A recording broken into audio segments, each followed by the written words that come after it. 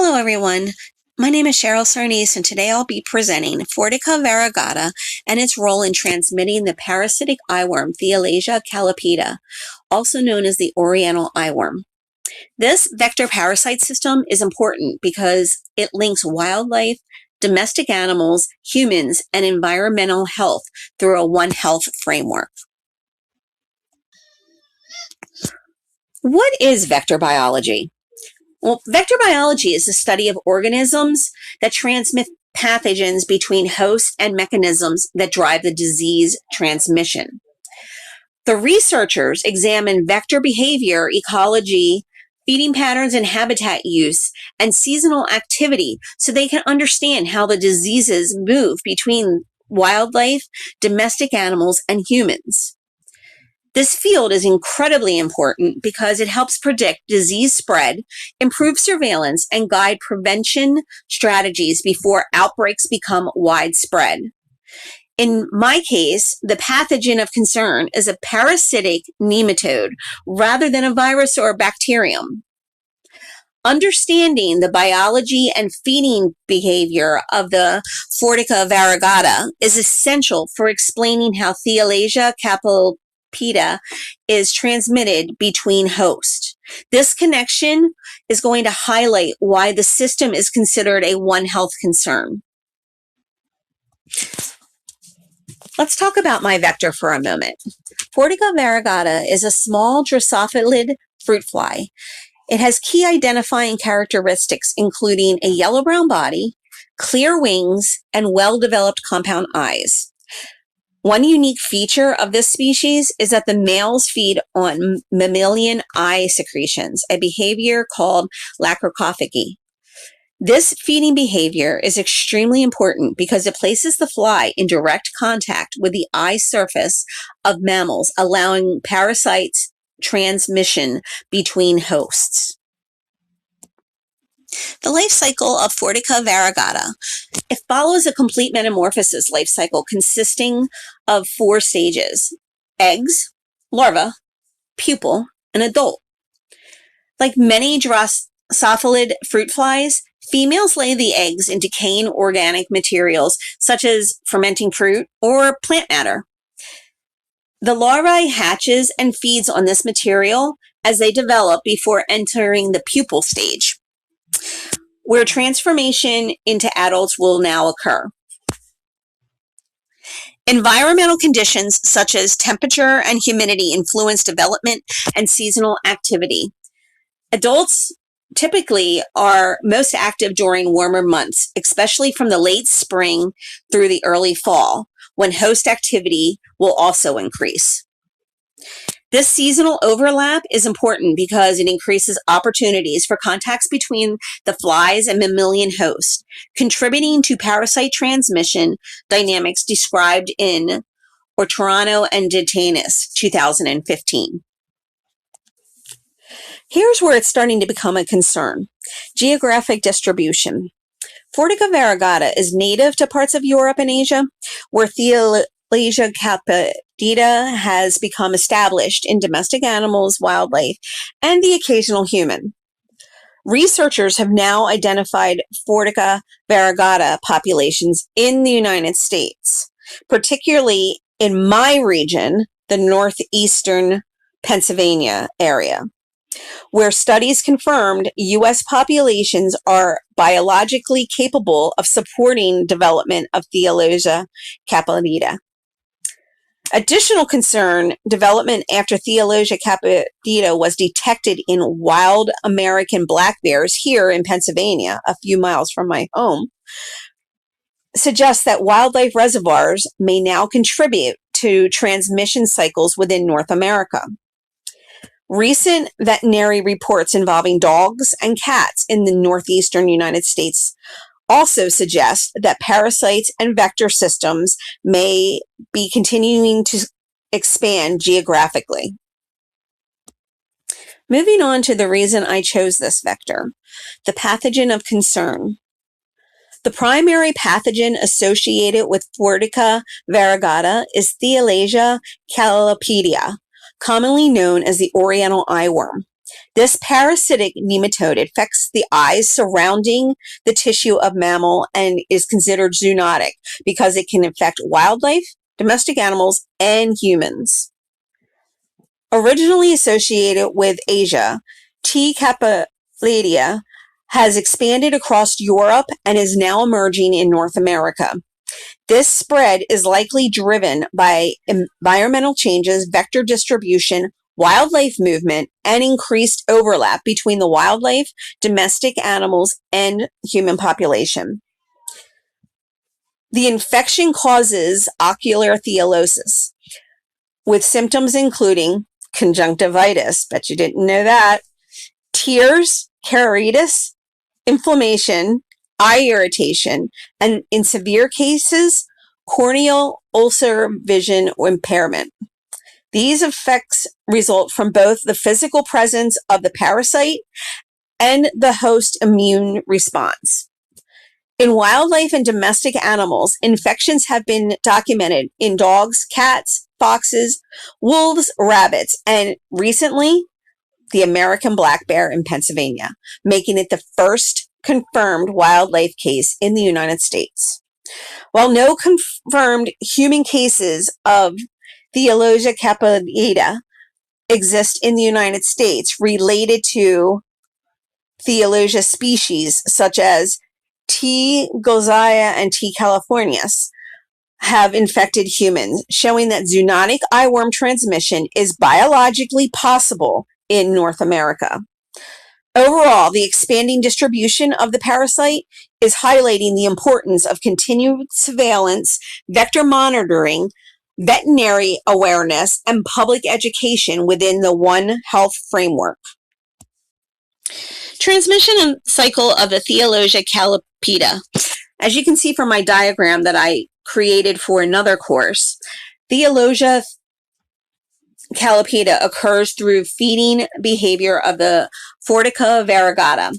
The cycle begins when an adult male fly feeds on the eye secretion of an infected mammal. During feeding, the fly ingests first-stage larvae present in ocular fluids. Within the fly, the larva develops and molts into an infected third-stage larva, and it migrates to the mouth parts and becomes positioned for transmission. When the fly feeds again on a new host, the infective larvae are deposited into the conjunctival sacs, where they mature into adult worms in the tissue, completing the transmission cycle. This system is really cool because it does not involve biting or blood feeding. Instead, transmission depends on a direct contact with the eye secretions, linking vector behavior closely to the parasite spread. Wildlife and domestic animals, and occasionally humans, can all be involved in this cycle, particularly where habitats overlap and vector populations are active. Human health impact. In humans, infection with Thelazia callipaeda is called ocular thelazia. Symptoms include eye irritation, tearing, pain, and conjunctivitis. We've all had pink eye before. Although human infections remain rare in the United States related to Thelazia species, have caused human disease here, demonstrating zoonotic potential. Treatment generally involves mechanical removal of the parasite along with supportive medications to reduce inflammation and prevent complications. Let's move on to the wildlife and domestic hosts. Most wildlife and domestic animal species can become infected with Thelazia callipaeda. In Europe and Asia, infections have been documented in dogs, cats, foxes, wolves, rabbits, and other wild carnivores, where the parasite is well established in both domestic and wildlife populations. More recently, cases have been reported in the United States in domestic dogs, cats, and in particular regions in the Northeast where Phortica variegata is now present.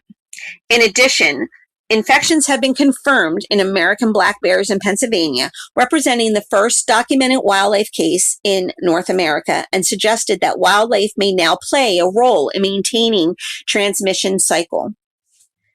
Clinical signs include conjunctivitis, tearing, ocular discharge, keratitis, corneal opacity, excessive blinking, and discomfort due to eye irritation. In severe cases, infection can progress to vision impairment or blindness.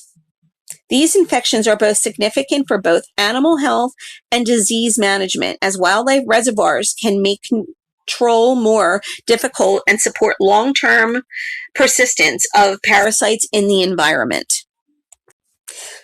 So how does this come together in a One Health connection? The transmission system involving Phortica variegata and Thelazia callipaeda is a clear One Health issue because it connects environmental, wildlife, domestic animals, and human health.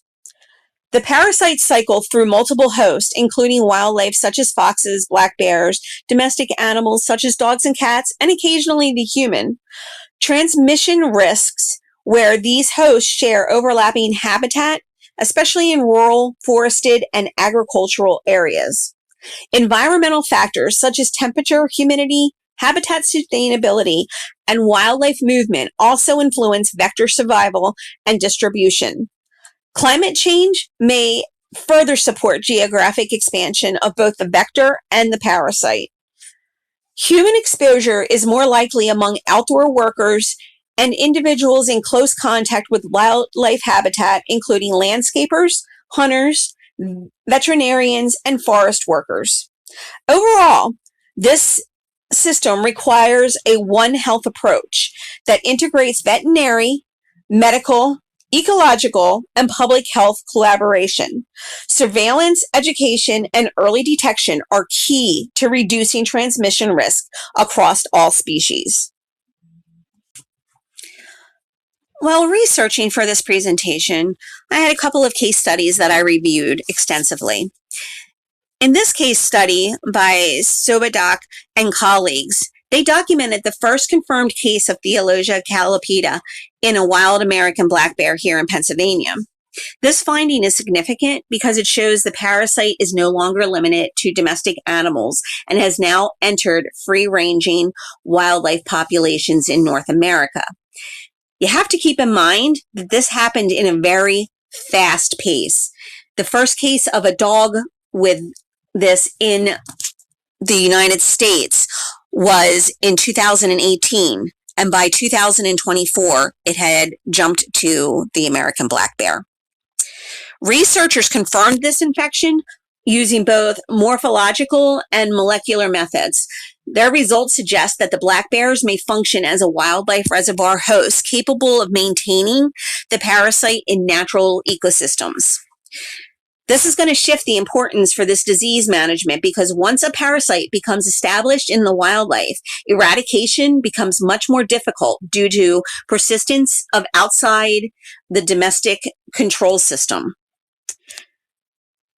This study was highlighted of the importance of wildlife surveillance, ecological monitoring, and continued One Health collaboration among veterinarians, wildlife biologists, and public health professionals.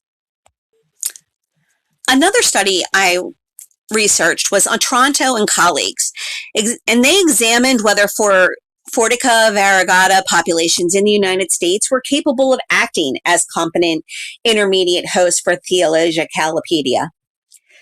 The researchers specifically investigated whether the parasite could successfully complete its developmental stage inside the U.S. fly population. Their findings confirmed the vector is biologically suitable and sustaining transmission of cycles within North America. This study was very important because demonstrating that the environmental conditions and the vector biology necessary for parasite transmission may already exist within the United States. The findings support the need for habitat monitoring, vector surveillance, and early detection programs in regions where Phortica variegata populations have become established. Manho and colleagues investigated the emergence of Thelazia callipaeda infections in domestic dogs and cats throughout northeastern United States. By analyzing veterinary case reports across multiple states, researchers found that infections are becoming increasingly widespread rather than remaining isolated incidences. Their findings suggest that the Forgata variegata and the parasite it carries may continue expanding geographically throughout North America.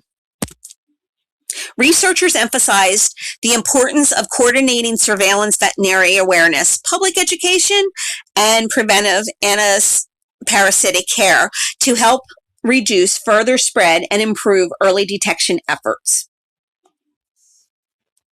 Global expansion and climate risks. On this slide, it highlights the importance of Phortica variegata and Thelazia callipaeda have continued expanding geographically into new regions. The figure here shows, adapted from Uticroffler and colleagues, illustrates the distribution and phylogenetic relationships of vector and parasite populations throughout Europe and nearby regions, as well as now moved into the US. Research has shown the environmental conditions such as temperature, humidity, habitat structure, and wildlife presence strongly influences where the vector can survive and transmission can occur. This is important because as climate conditions continue changing, additional regions may become suitable for vector establishment and parasite presence. The studies from Europe also demonstrated that once Phortica variegata becomes established in an environmentally favorable habitat, its spread of Thelazia callipaeda can occur relatively quickly through interactive among wildlife, domestic animals, and humans. Prevention and management. Key strategies to reduce transmission of Phortica variegata and Thelazia callipaeda include surveillance of vector populations and wildlife hosts to detect early spread and identify high-risk areas. Veterinary prevention is also essential for us, including routine eye exams for domestic animals and timely anti-parasitic treatment to reduce infection and further transmission. We need to make the public aware to contribute to the risk reduction, particularly for individuals working or spending time in rural forested environments where exposure risk is high. This image reinforces points by showing how ocular infections are identified and managed through veterinary examination, emphasizing the importance of early detection. Overall, these strategies reflect a One Health approach that integrate animal, human, and environmental health to reduce transmission risks. While you take a look at my references, I'd like to conclude, through my research, I examined Phortica variegata and Thelazia callipaeda as an emerging vector parasite system with important One Health implications. Although historically associated with Asia and Europe, evidence now shows that both the vector and the pathogen are present in parts of the United States, particularly within wildlife populations. Recent detections in domestic animals and the American black bears suggest that possible development of wildlife reservoirs capable of supporting and continued transmission. The studies reviewed throughout this presentation showed that environmental suitability, vector competence, and host availability are all contributing to the spread of the system. Increasing overlap between wildlife, domestic animals, and humans may further increase the transmission risk of the future. Although human infection with Thelazia callipaeda have not yet been confirmed in the United States, related Thelazia species have infected humans previously, demonstrating that zoonotic transmissions is biologically possible. Overall, the research that I did emphasizes the importance of proactive surveillance, wildlife vector monitoring, veterinary awareness, and public education within a One Health framework to reduce future risks and improve preparedness. Thank you very much.